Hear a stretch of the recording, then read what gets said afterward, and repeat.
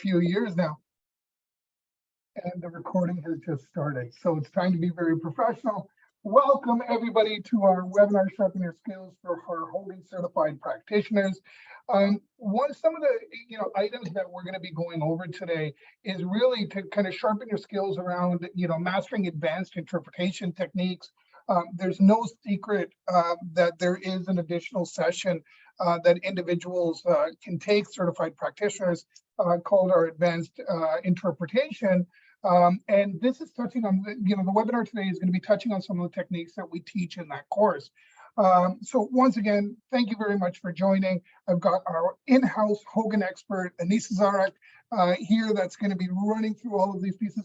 Most of you have known her, run into her at some point of your Hogan certification career or working with us and utilizing Anica as one of our consultants. And again, if you haven't been to a Hogan Sharpen Your Skills webinar with it, this is very highly interactive. It's engaging. We try and break everybody into rooms. So there's some group work to be had. And again, without kind of taking away from Anica and describing what we're about to go through, I'm going to hand it over to the infamous Anica Zara, our in-house Hogan expert. Anica, off to you. Oh, and sorry, by the way, if there's any questions in the chat or you guys want to send me a one-on-one message, feel free to send it over to me. I'm more than happy to interrupt Anica at any given point and hit her with really hard-hitting questions or lighthearted questions. Any which way you go, but send them over. I'm monitoring the chat and we'll go from there. Have a great webinar, guys. I'm here. Anica, over to you. Great. Thank you, Jack, for that. And yes, please do. All questions are good questions. So we want them and we're here to help you out and to support you. And like Jack said, I'm really excited about this webinar today, as I always am. But we took some material from the Hogan Advanced session, an optional exercise that we never get around to doing.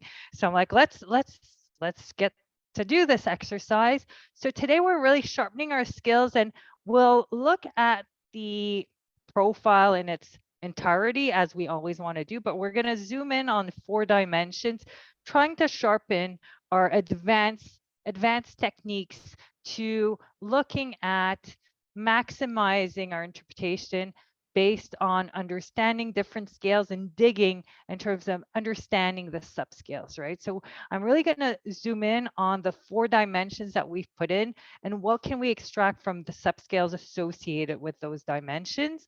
We're going to look at making links also with scales on the other assessments, and always doing this coming back to making a link with context, obviously, right? So practice is what we're doing today, but we're practicing really honing in on those subscales, those interactions to gain maximum interpretation.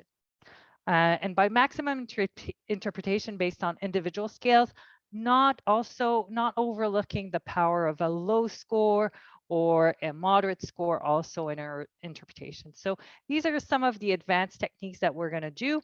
And we're going to do this using Riley Reid's profile. So if you sorry, interrupting. So if anybody's looking for the profile or hadn't received it, if you look in our chat, the profile is there. It's the Adobe Acrobat case called Hogan Sharpen Your Skills.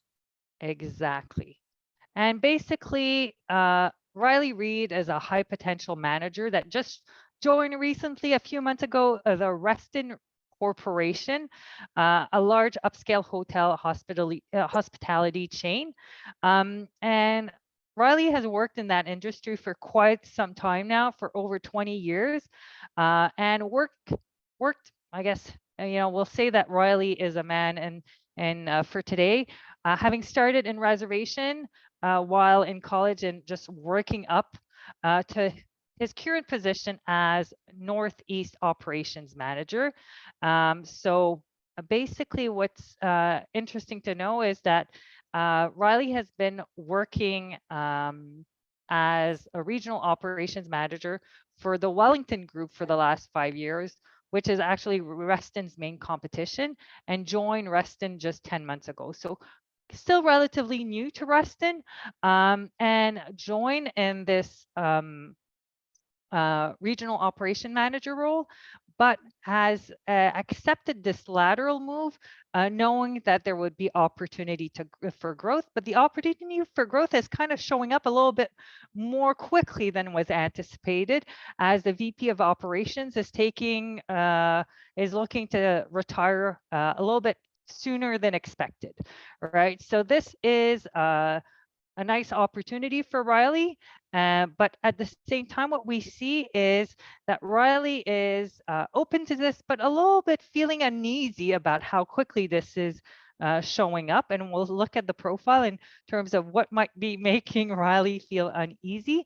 The VP of HR, Sonny Holt, believes Riley can be ready to assume Mark's position very shortly.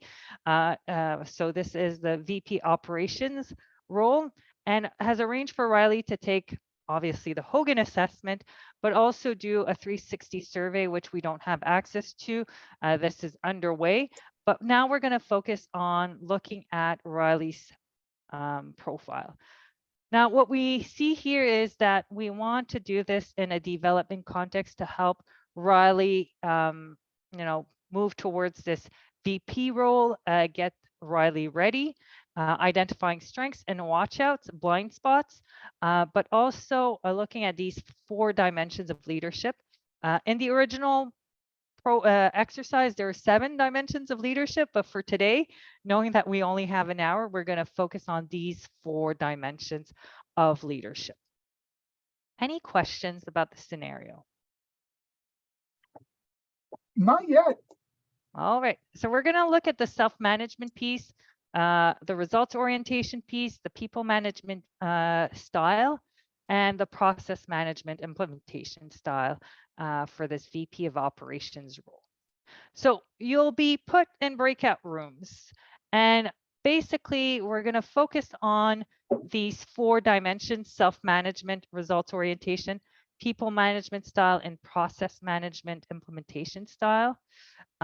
You have this in the file that we sent you.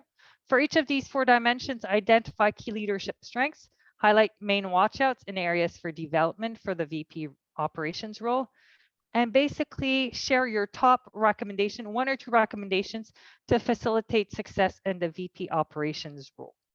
All right, you'll have 15 minutes in your breakout session to review the profile. Do as much of this as possible, right? I know that this is a big task for 15 minutes.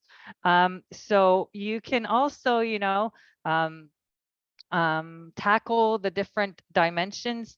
You don't need to start from 1, 2, 3, 4. You can start by whichever one seems most relevant, knowing that you might not have a chance to do all of them. But I'd rather you do a bit less, but do a good quality job, in the sense that when you look at the self-management piece, really explore, how can I, really look at the main scales, look at the subscales, and get the most out of the interpretation. What links should I be making with other scales, and then moving on to the others, but really doing a little bit more in-depth analysis on even maybe 2 dimensions is probably what you want to do. And then we'll take about 5 minutes to review each of these 4 dimensions when we get back. So this is your mission, looking at these different dimensions, identifying key strengths, key watchouts, and 1 or 2 top recommendations. If you do need help, please call me to your breakout room. I'll stop talking so you get some time to work on this case. All right, enjoy your discussions. You'll be randomly assigned to a group. Enjoy, and don't hesitate if there are any questions. Enjoy. Quick question. Okay, quick question. I was just wondering if we can share our screen so we can share the profile while we're looking at it. Good question. So yes, we'll give you the sharing option. We'll ensure that that's done. Thanks. No, Michael, that was a great question. Even I didn't have the answer for that. Thanks, Anissa. Sorry, I left the breakout room because I thought we were carrying on with Q&A before we went into it. You're going to need to put me back in. Sorry to mess you around. It's no worries. We'll just kind of get everybody in the room, and then as Jad is working on that, she'll add you to another room. Okay, thanks.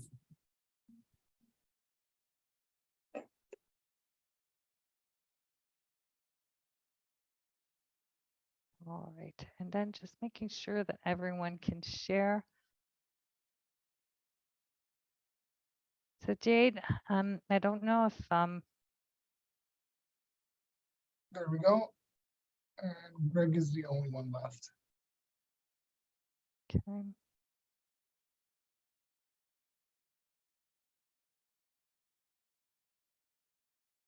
Where's Greg?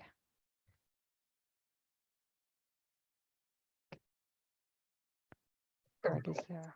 I can't share. I can't allow them to share the screen. That's fine.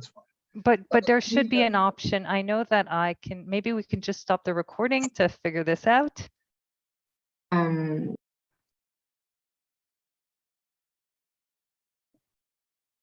All right. So now everyone was forced back, right? So took every last second to discuss the profile. That's great. Now, excellent. Everyone sees my screen, right? Excellent. So we had Riley's profile that we see here. Our first dimension was self-management, the self-managed piece, the intrapersonal style. Hogan here for this exercise, these are the main scale Hogan highlighted. We could have added more. We're going to focus on these scales, but we can make links with other scales, obviously. So in terms of self-management, is there anyone who wants to raise their hands and have a go on what are strengths we see here and what are the watch outs in terms of self-management for the VP operations role? Anica, do we have time to maybe kind of go around the horn a little bit about what some of the groups found, or is that? No, exactly. So if anyone can kind of raise their hands and take a go at it, that would be great. I'm sure you had some great discussions. So who would like to go first? Well, just one thing that we found in our group was that the excitable paired with the mischievous may have an impact on results orientation down the road if he's making too many quick calls. Yeah, there's perhaps in terms of there's something very reactive in the profile. Although there's, value for security that we see, and we do see the cautious derailer at 70, but we do see, mischievous being, in the top 2 derailers. Definitely is, and we do see also, like you said, there's some risk taking avoids trouble as at 2 bars. So a little bit of reactivity is what I'm hearing you say, Kevin. So sometimes going too fast, reacting. And from a self-management piece, I would say even we see impatience in this profile, right? I think that's one of the key takeaways in terms of watchouts from this low adjustment score. And when we look at the subscales of the low adjustment scores, it's not so much about anxiety, right, as much as impatience, right? So there's something that's reactive. So I think that great strengths in terms of self-management is sense of urgency, right? There's a great sense of urgency, passion, but perhaps impatience. Kevin, was there anything else you wanted to add with regards to the self-management piece? Yeah, I think that was Dave. We were actually in the same group. Yeah. But sorry. we were having that same conversation, and it was also, we were taking into consideration the context of how fast this role was now being transitioned, where initially there was meant to be a longer period of time, and now Riley's going to be thrown into it. So considering that low adjustment is response to the actual situation, we also mentioned that high learning approach, that if there's a preference for more that formal learning but being thrown into it quicker than anticipated, that may also impact how Riley responds to the situation. Right. Yeah, and the response, if we go there, where does that uneasiness comes from, right? Perhaps the learning approach and having time to not be thrown in, but maybe really learning the ropes and whatever, and kind of going through the high security also, right? There is some self-doubt, right? There is something very self-confident in the high ambition, but there is, no guilt is at 2 bars on 4. We do see also, cautious with avoidant. So there is some self-doubt there also in the profile. So it's probably coming from there, and probably, impatience, but with their mistakes, with Riley's mistakes, with others' mistakes, so a low tolerance for mistakes, right? So I think it's coming from wanting to, that high learning approach, wanting to feed it with the high security, knowing that I'm well prepared and not allowing myself to make mistakes also with that high ambition at 100, right? And that low patience, right? So probably not allowing myself mistakes. So not necessarily a perfectionistic in terms of details. It's not about that, but it's about allowing mistakes, right? And does that make sense? Anything else to add with regards to that?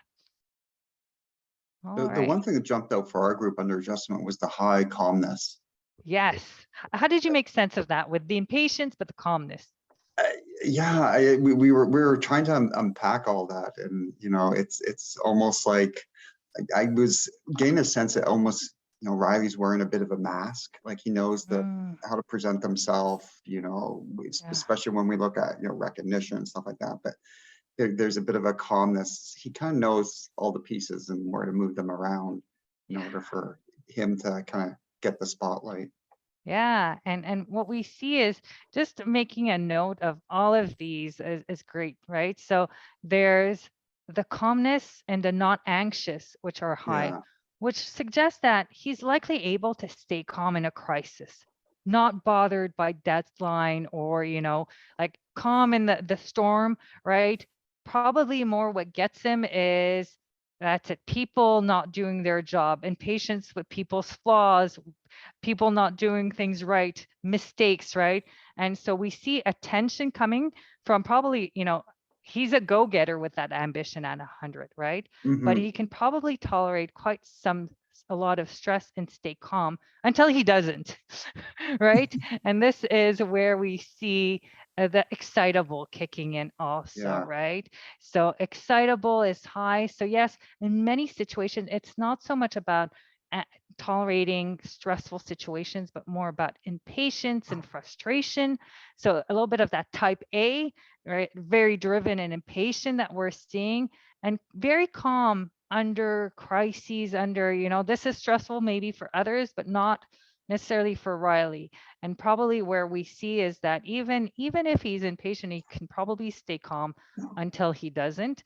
And we see particularly what's, you know, there is some volatile. So probably someone that can be quite, you know, quite irritated or moody when they're impatient, but easily disappointed is particularly high also, right? So someone that has high standards and can be easily disappointed in projects and people, and probably that in terms of how do they motivate as a leader, right?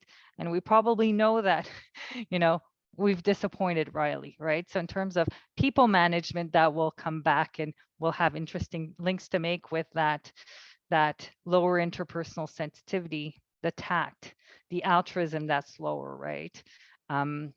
Just want to end on the impatience. It's interesting to go see in the MVPI all these aversions that are higher. So the very highest ones, you know, power at 4. So having, you know, aversions is about hot buttons. So Riley has a hot button, particularly for people who will be perceived as not making efforts, perceived as lazy, right? No, people that are not go-getters, right? That's probably a hot button where we'll see impatience. But also hedonism, right? So there's some work hard, play hard in this profile. So people that are a little too serious and don't know how to have fun. So you need to know how to do both. You need to know how to work hard, but also know how to not take yourself too seriously. So might be annoyed with people that are a little too serious. Aesthetics, there's an aversion with aesthetics. So here aesthetics, maybe impatience with either something that looks flimsy, not professional, you know, missing the finishing touches that, you know, with that high ambition, you know, poor taste, or that's it, poor delivery with aesthetics. So it's not necessarily, Riley is not a perfectionistic based on high prudence, based on diligence, but there is something, an aversion with aesthetics in terms of things feeling right and being professional, and the finishing touches. And finally, science. So probably annoyed also and impatient when facts, data, logic is overlooked or is not part of, how you show up. So the aversions can help. We see impatience there, but we can look at the MVPI to see, well, what will be triggers maybe of that impatience. So interesting links to make there. And perhaps, yes. Could I just ask about diligence and dutiful based Yes. on your comments? How do those play with his Yeah. aversions?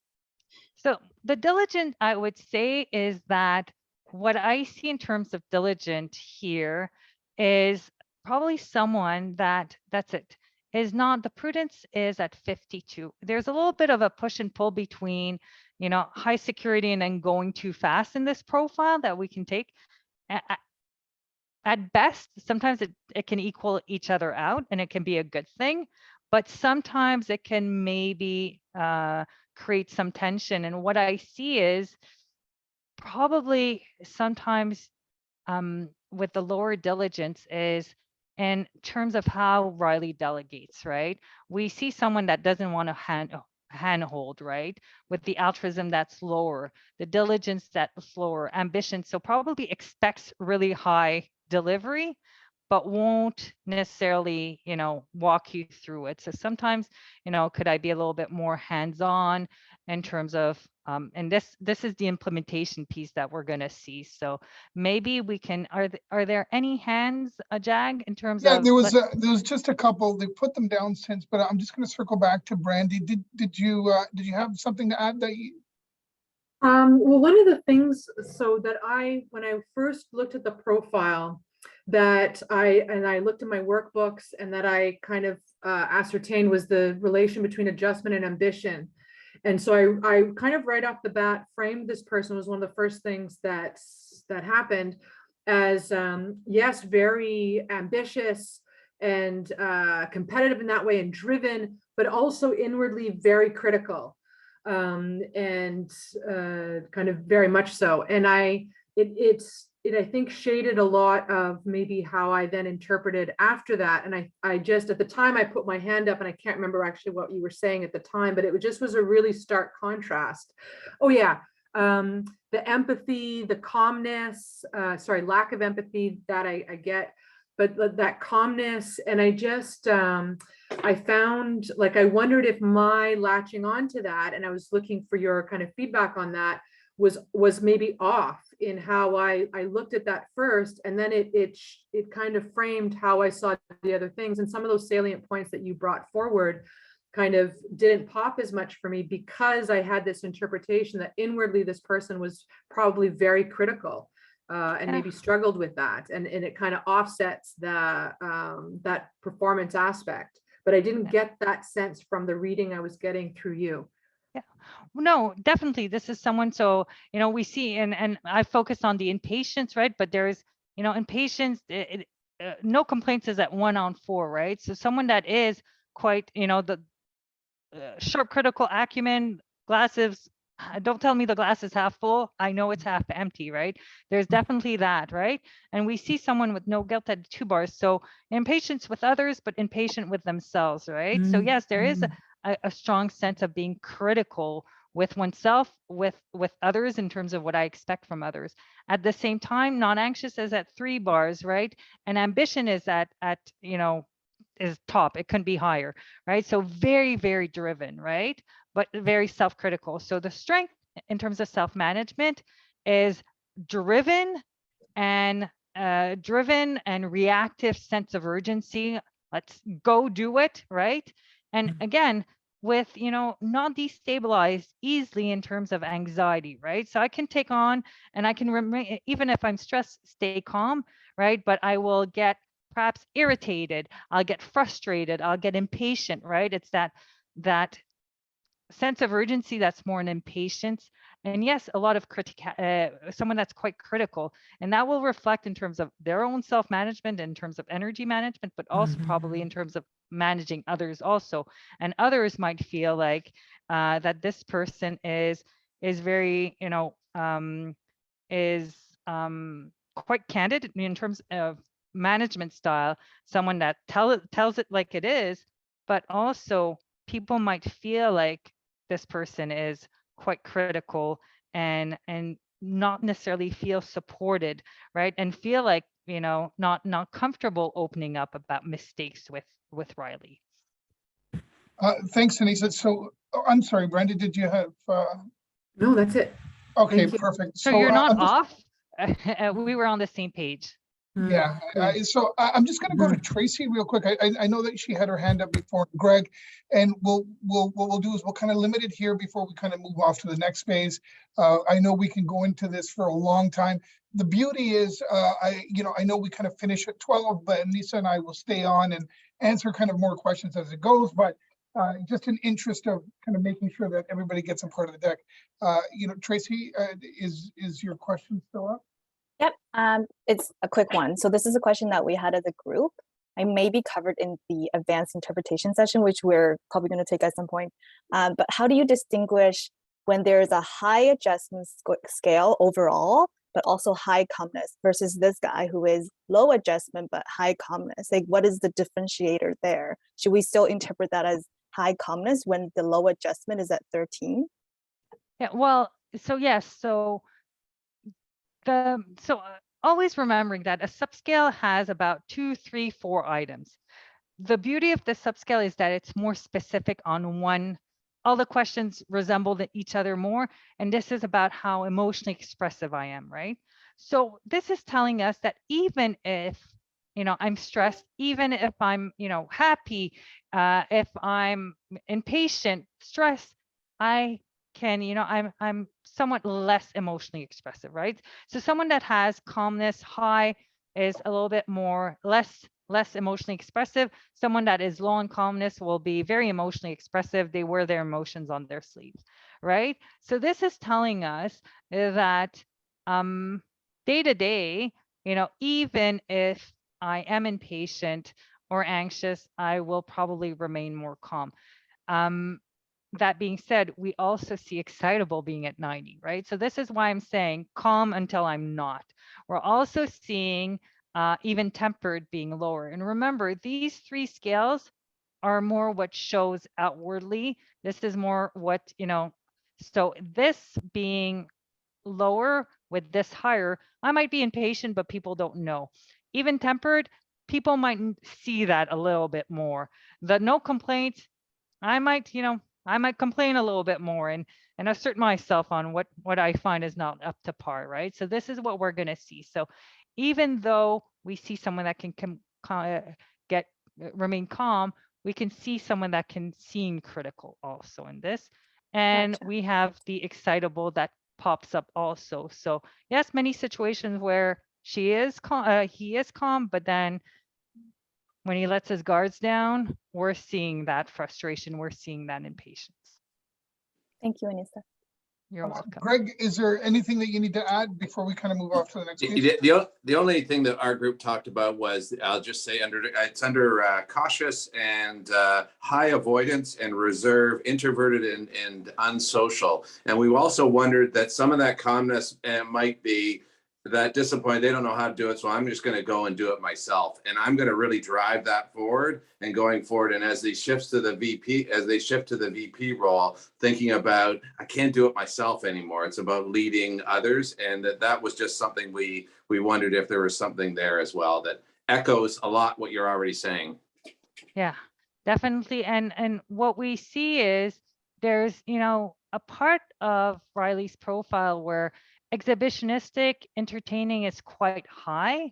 So we see, probably someone that is very in terms and ambition is high, right? So quite assertive, tell it as it is, but something that's quite engaging. Even if there's impatience, I could see in terms of sharing the vision, someone that can share their vision in a very engaging way. Being quite persuasive also, right? This is the positive in terms of leadership, in terms of sharing a vision in a persuasive way, being able to defend also, their stance and meet objectives and challenges, and make unpopular decisions and stand by them. This is strengths there. But yes, there's an aspect that is a little bit more when we look at likes crowds, likes people, the reserve that's at 79, there is a reserve piece to this profile. And my concern that I think you're raising, the watch out, is in terms of people feeling connected to Riley as a leader, right? So very, persuasive in a way, but do I feel connected? Do I feel supported with the altruistic, right? This is where this is less of a strength. And yes, do it, maybe doing it myself is a piece. We don't see someone that won't necessarily delegate because prudence is at 2. I see someone that will probably, remember there's trusting is at 2 bars.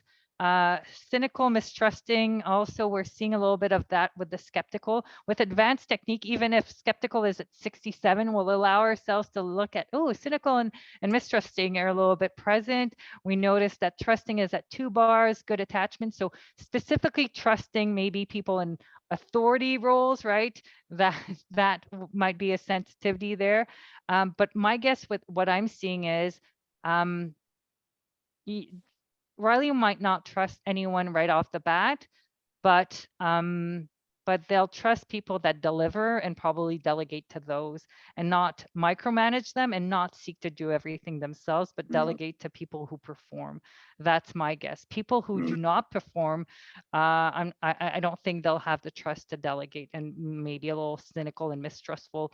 And so sometimes, I could see, could someone easily disappointed categorize people of, yeah, that person doesn't have the potential, and kind of categorize people as, yeah, I'm not going to invest in this person a little too soon, would be in terms of talent development.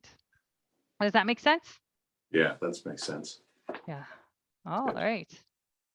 So we had for the next piece, the results orientation. So we started this conversation, ambition at 100. So this person is very, very driven, right? So very strong results orientation, very strong results orientation. So puts the bar high. Cautious is also present, and bold is at 31. So anyone wants to take a go at how to make sense of this?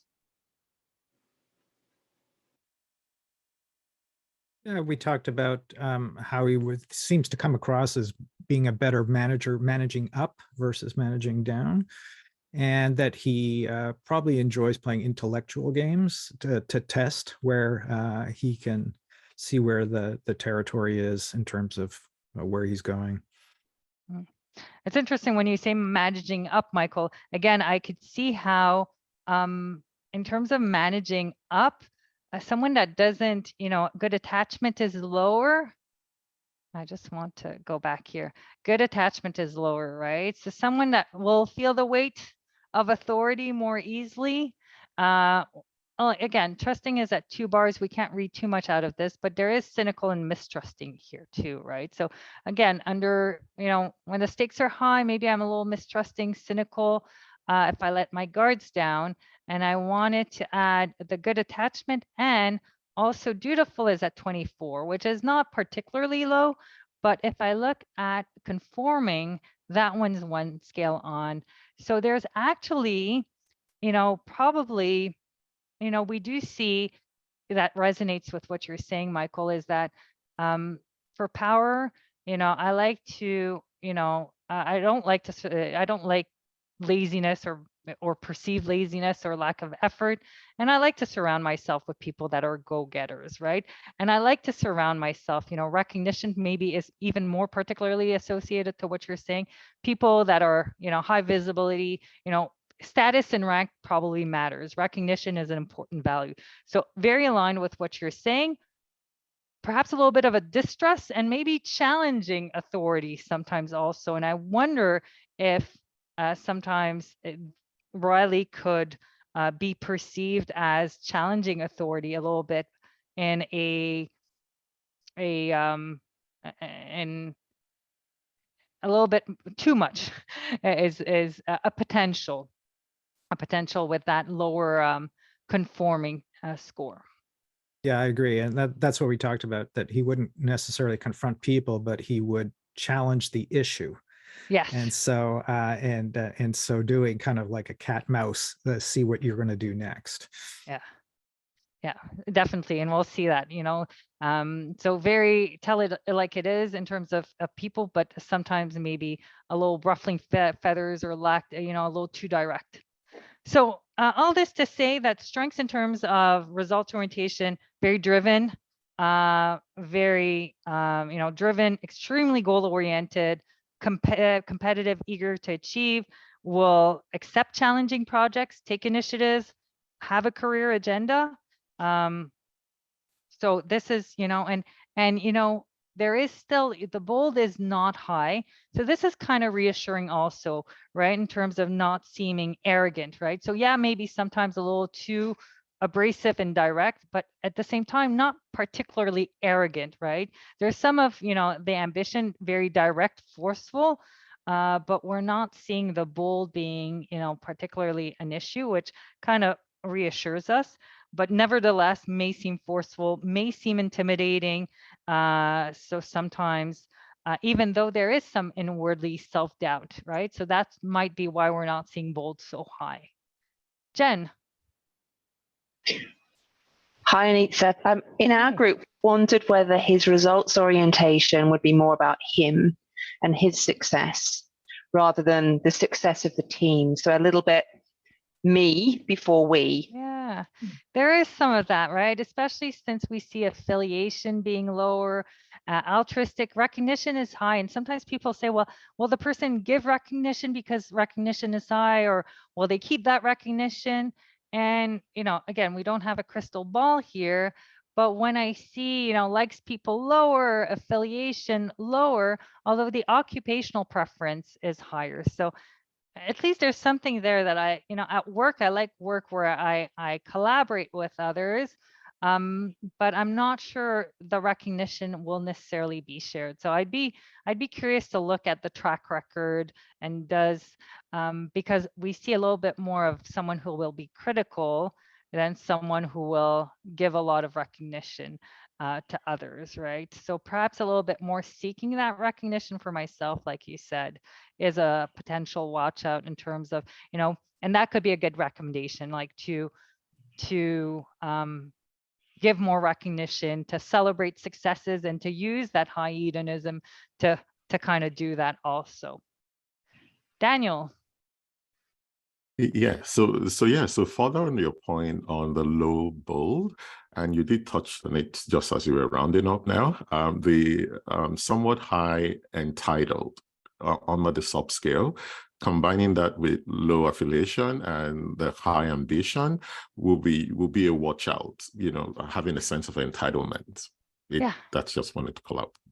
Yeah, exactly. So there is, there is a little bit of something there. Their ambition is really, so for me, it's about forcefulness, right? It's about and that's it. And about being forceful, being critical. So if we turn that to the relationship, if we combine that with the interpersonal sensitivity that is lower, well, again, there are strengths there, right? So this is, a transparent leader. So someone that tells it like it is, that will be candid, that will be willing to challenge others, willing to bring about unpopular decisions. So there is that willingness to stand up for their beliefs, take a stance, address performance issues. So if there are performance issues and efficiencies, I see this person being able to say, we'll tackle this.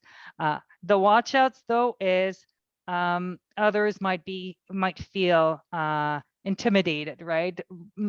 Feathers might be ruffled, right? So sometimes may I seem a little bit too negative, argumentative, a little bit too critical is something that we see. Although when we look at, I think all of what I've said is suggested, but notice that no hostility is at 3 bars on 4, right? So even though there is someone that's quite critical, I do not need to, voice my criticality on everything that I see. So that reassures me a little bit.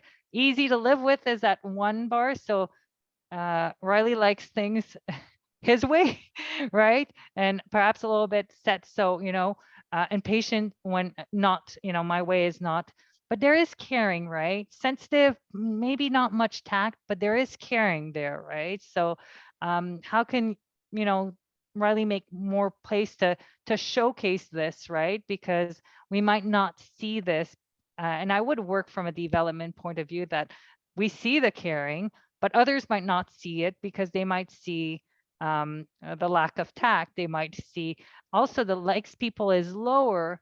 There is a reserved side, the reserved derailer, right? So could people see me as distant, disinterested, right? And it's not so much about reserve. Tough is actually low, right?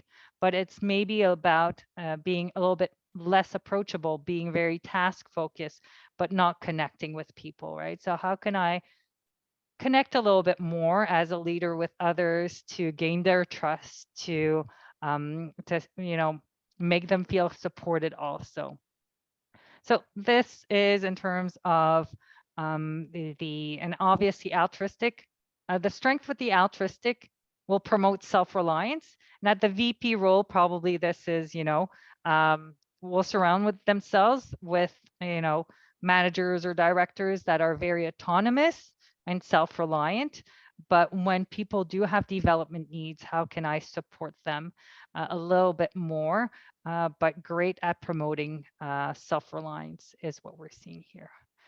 All right, we have 1 minute left. What I suggest is we have process management left. For those who want to stay for process management, we'll take a few extra minutes. We'll take 5 extra minutes to finish off on process management. If you have to leave us because it is almost noon, thank you very much for having joined us, and we hope to see you next time. I'm just going to take a few minutes to finish this off. Oh, Jag, did you want to mention something? Yeah, I did real quick. So, this was really kind of an entry into what we do in our advanced interpretation course that's being offered at the end of April, and it's virtual. Again, Anica can go a little bit deeper into exactly what the course entails. But this is what we're looking at is about going into those subscales, making those connections, making you more comfortable and being able to build that forward. Anica, if you can just take a second to kind of speak to it before we start, losing a few people. Yeah. But yeah, obviously continuing. And again, the next course is taught by Anica as well. Exactly. And the idea here is that, with advanced, we're allowing ourselves to go a little bit deeper. So even though an HDS is not necessarily significant, looking at the dynamics of the subscales there and what that might mean, right? Looking a little bit more with regards to not ignoring those low scores and getting the most out of those lower scores on the MVPI, on the HPI, even on the HDS, right? So some of the stuff that we're doing, going a little bit farther also in terms of making links between different subscales as you see on the screen. So we hope that if it triggered some curiosity in terms of going a little bit deeper in the interactions, whether with subscales or main scales, this is what we do in the advanced session. For those who want to continue with process management, and like I said, we've done 4 dimensions. There are really 7 dimensions here, but we wouldn't have had time. So I think I was ambitious with 4. I almost cut one out yesterday saying we won't have time. So, but you'll get a little bit more if you stay. So we'll do the 4th one here. And the 4th one is interesting because prudence is average, right? So in terms of implementation approach, just really quickly, maybe we'll take one answer and then I'll give you a few cues on this. So did anyone, what's the main strength, maybe main watch out in terms of process management?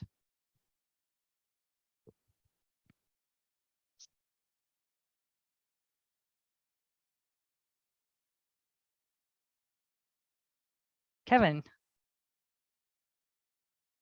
One thing that came to mind for potential watch outs, especially I think was, which I don't see it here, but the high learning approach where there's a preference for that formal training, again, keeping the context of coming into the role in terms of adjusting to the situation, and also from the MVPI, the high tradition, which could suggest that tendency to, stick with the old and not necessarily implement the new. So in terms of leading implementation, we saw that as a watch out. Yeah. Yeah. And there is, but it's interesting to see in this profile because what we see, and I'll just flip over to the next piece. There is, there is some, inquisitive at 63. There is some tradition, there's some security, there's a lot of drive. If we look at aesthetics, occupational preference is 3 and aversion is at 4 also. So there is some aversion for, lack of creativity or science also in terms of innovation and data and logic, right? So my sense in terms of making sense of these scores coming together is pragmatic but resourceful, right? So I'm open maybe to change if it's gonna help me get results, right? But up to a point, right? There's some pragmatism in this. So pragmatic, but resourceful, but wary, right? So let's not, we won't venture out in innovation for the pure sake of innovation. It's probably at the service of driving results. And we'll manage risk, right? We won't. So although there is the mischievous where sometimes I can maybe take some risk, but we have the tradition also coming here. So let's revisit that together. So implementation approach, just very quickly, some strengths here will likely be perceived as being reliable, following through on most commitments day to day, right? So we're not tackling the mischievous just yet. Will seem planful, but also able to adapt to the plan when required change. That balance and the prudence that's more average. Is motivated to manage risk and avoid mistakes. There's that high security, but also seems willing to test the limits at time, right? That moderate mischievous. We have a value for security also, right? So again, this can both be a strength and a watch out. Likely to seem comfortable with delegation, but sometimes maybe over delegating a little bit. Too much with the lower diligent, right? That I mentioned. So just really quickly, if we look at, let's visit the subscales of prudence really quickly, and then we'll maybe conclude there. So here we have mastery, that's particularly the highest, right? So very hardworking, right? Very hardworking, but not necessarily nitpicky and so much in the details, quite planful, deliberate, but sometimes maybe I go a little too fast and I don't manage the risk, right? So what we have is a story that probably a lot of times where I manage risk, but sometimes maybe when I don't. So I'd be curious to look at when are the times with Riley where I do take a little bit of risk, when I do derail in a mischievous way, right? So I would explore that because there's a lot of time where we see the Riley managing risk. When does Riley kind of take a leap and go a little too fast? So that could be something to explore there. So there you go. I hope this was useful, informative. We've already used a lot of time. Like we said, this is just a sneak preview of one of the case studies in the advanced interpretation.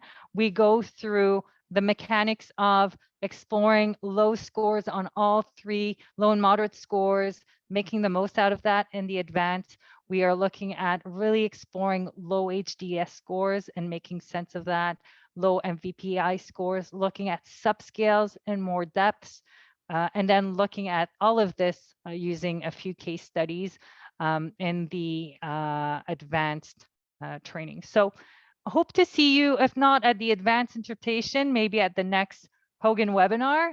Thank you very much, everyone. Jag, any last thoughts before we conclude?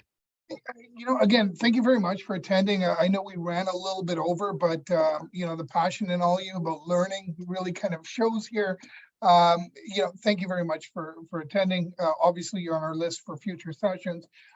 If you enjoyed this, keep in mind we do have that advanced session coming up at the end of April. It's 2 half days, 1 p.m. to 5 p.m. Eastern, both days, obviously virtual.